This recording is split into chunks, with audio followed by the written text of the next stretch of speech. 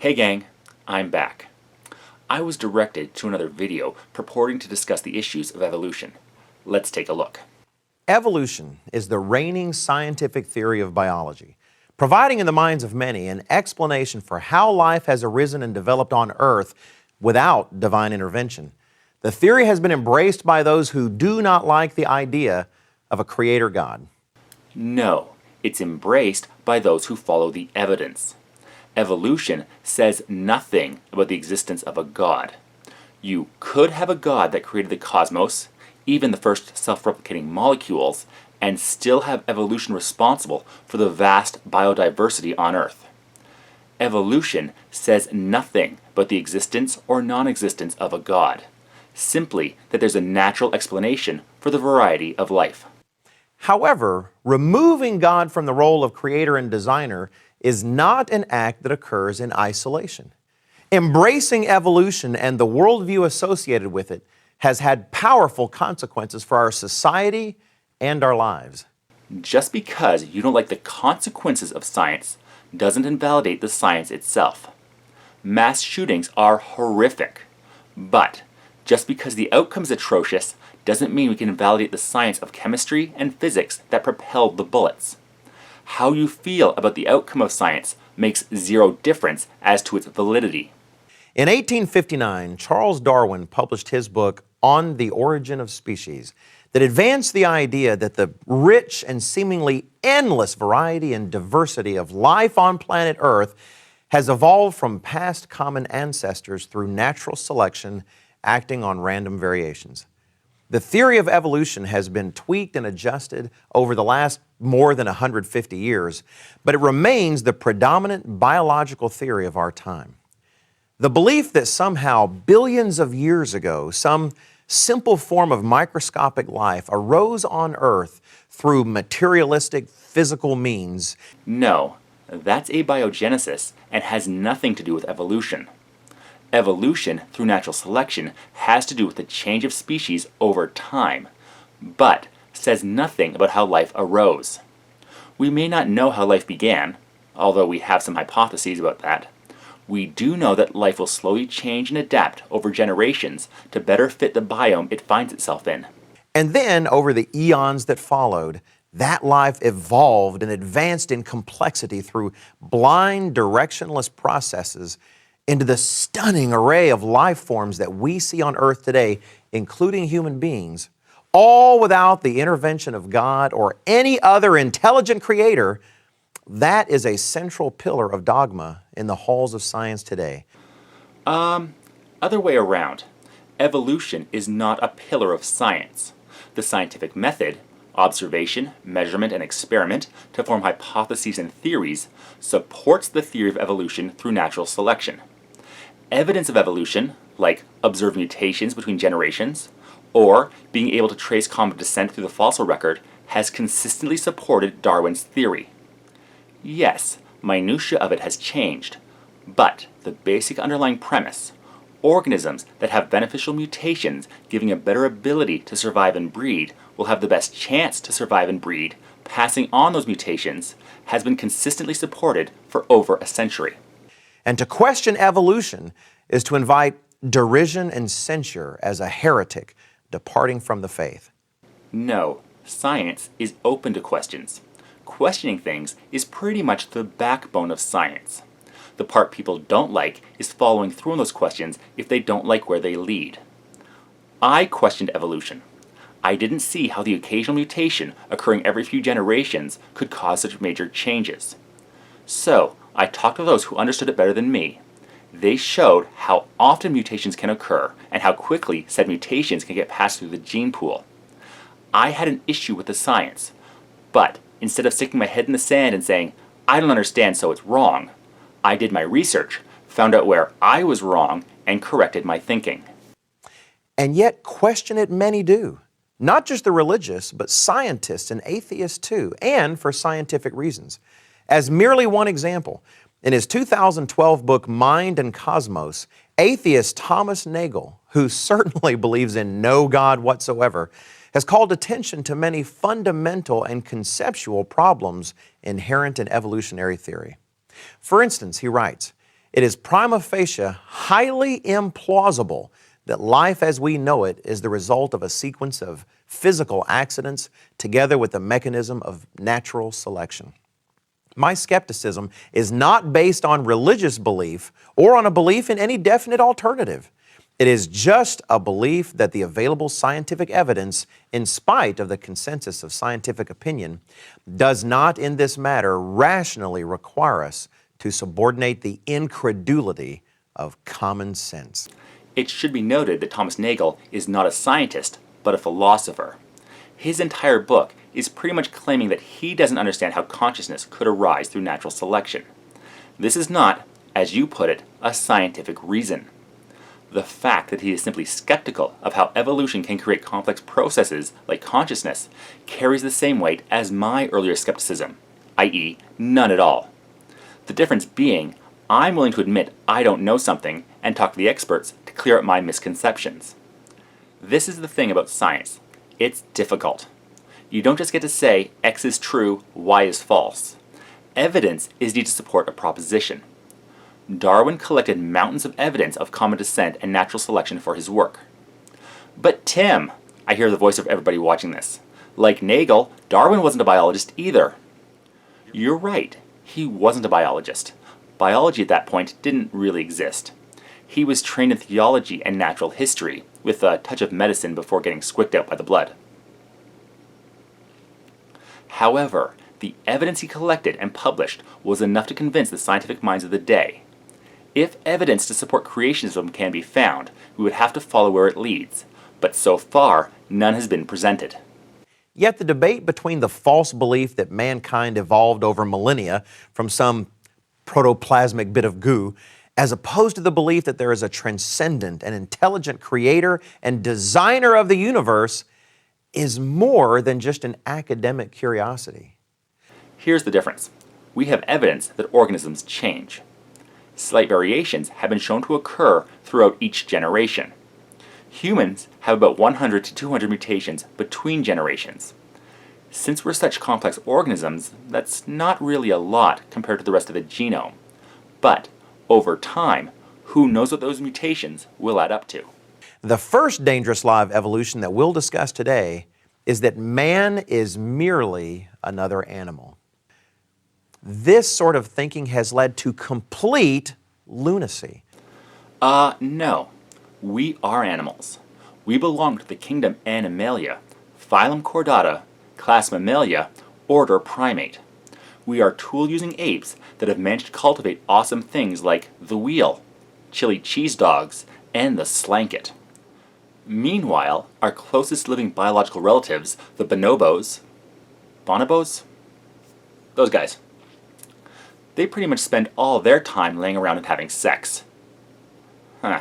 Yeah, I guess we're on the much better branch of that evolutionary tree. But, on a biological level, there is absolutely nothing that separates us from animals. We may do unique things, but being unique doesn't take us out of the fact that, for any working definition, we are animals.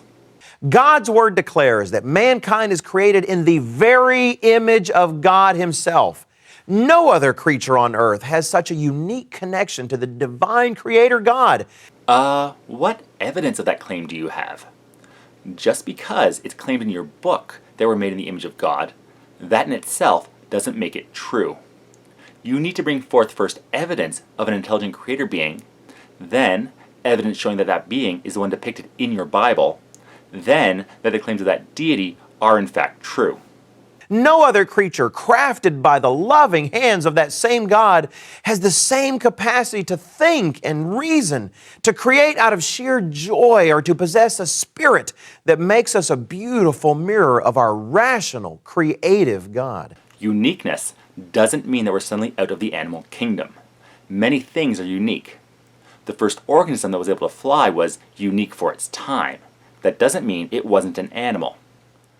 We are tool users that are unique in the fact that we've been able to massively understand and manipulate the world around us, more so than other animals.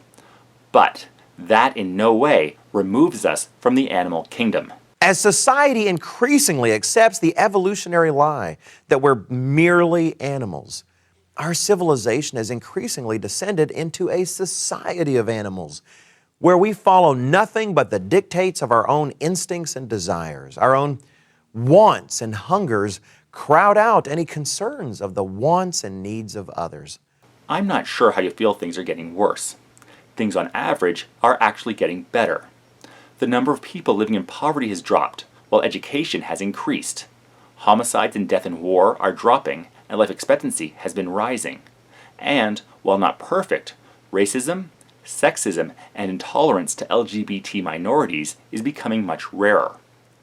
At the same time, public understanding of evolution is rising. I'll be the first to admit that correlation does not equal causation, but you can't say that as society is accepting evolutionary theory and understanding that we are animals, it's getting worse. Rather than embrace this lie, you need the truth.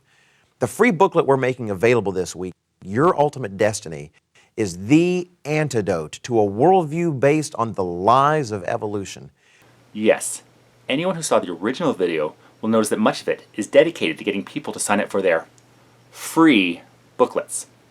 Tanstaffel. Probably to get the rubes on a mailing list and start asking for donations. You would have to be pretty gullible to sign up just for one of their free booklets. And I did. Don't worry, I didn't use my personal email for confirmation. I made sure to put in the email that my wife and I used when looking for extra sexual partners to join us. So, anything that doesn't deal with plus-size women, or those that love them, gets tossed in the spam. Well, Damn it! Anyway, I went through their booklet, and it's nothing more than Bible verses and claims, and telling the reader how they should behave. There's no evidence within it, and if you don't have evidence to back up your claims, they are nothing more than opinions and not facts. But, for those that don't want to get a copy of it for themselves, I'll break it down for you. Spoiler alert, we become superheroes. Bam! Alright, as awesome as that sounds, just because something would be really cool to happen doesn't mean that it will. I let myself get bit by so many spiders as a kid, and not one gave me superpowers. The second lie we'll examine is this: there is no absolute standard of morality. God is good. God is love. And as our Creator, God commands us to be like Him. As Jesus commands us in Matthew 5 and verse 48, you shall be perfect, just as your Father in heaven is perfect. Yes, but the Bible also says that we can't be perfect, and even the best of us are as filthy rags. It's a bit of a contradiction then, telling us to be as perfect as Him, while even the most righteous are just horrible people. You're just the worst. The God of biblical Christianity absolutely does prescribe an absolute moral code. And He holds mankind, His creation, accountable to that moral code for our own good and benefit. Yet, as many have noted, taken to its rational conclusions, in a world of only material causes, the theory of evolution tells us that no such divine, objective, and absolute standard of morality exists. That's true. Evolution doesn't dictate morality. But human morality came from evolution. Humans do their best when in a group setting. Communication and cooperation are great things.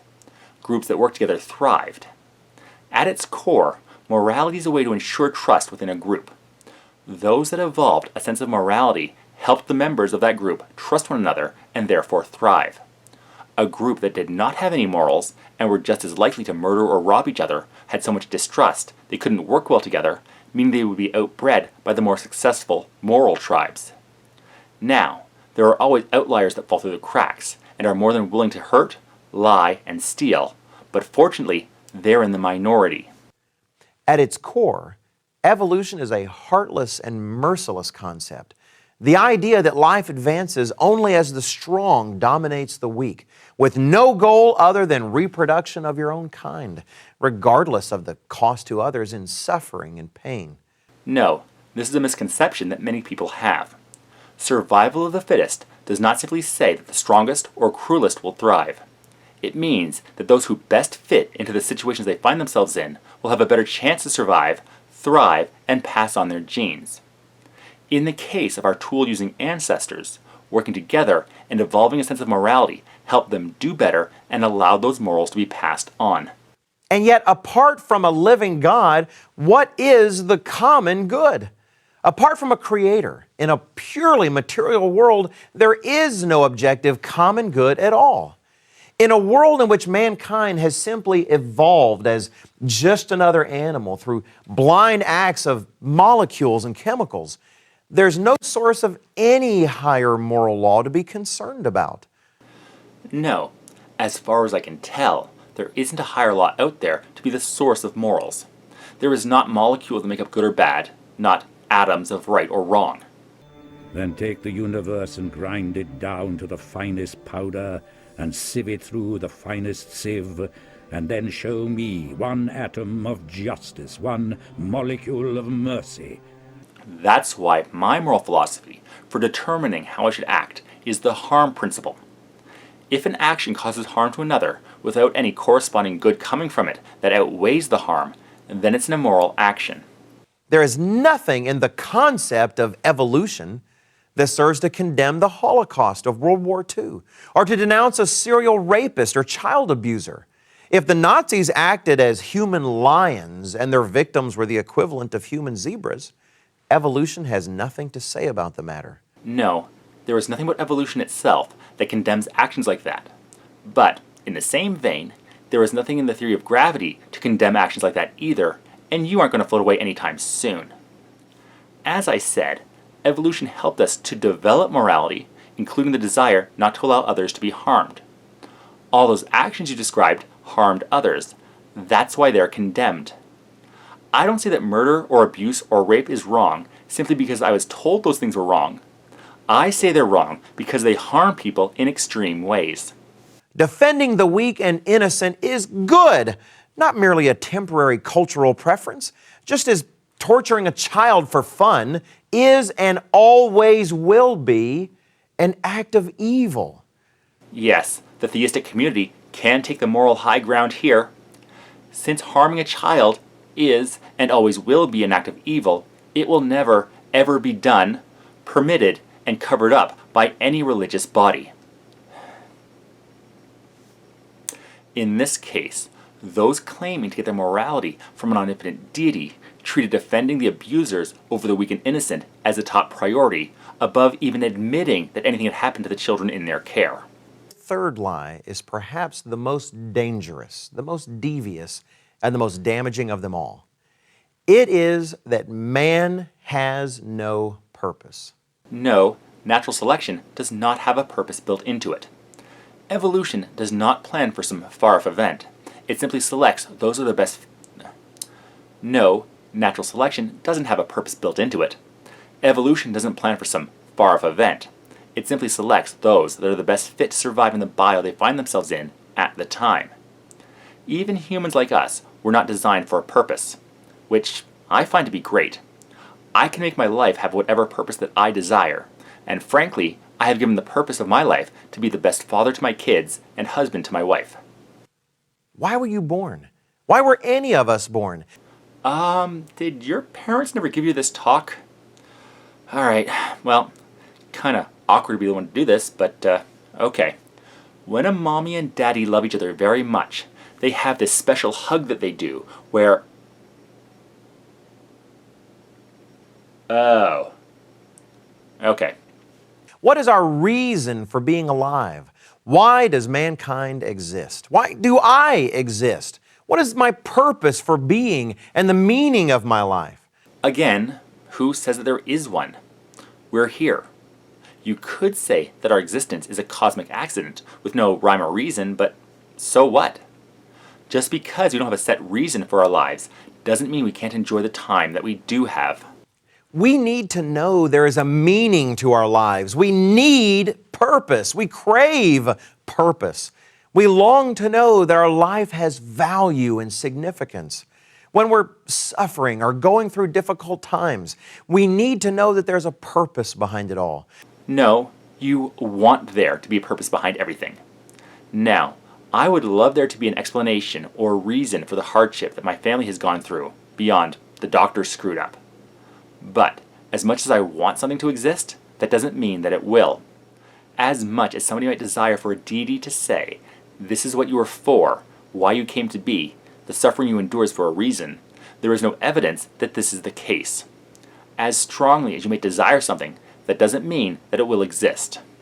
Now, many believers in evolution who long not to be expelled from the atheist paradise they believe evolution provides them, try to counter that you're free to decide your own purpose and to imagine your own meaning of life.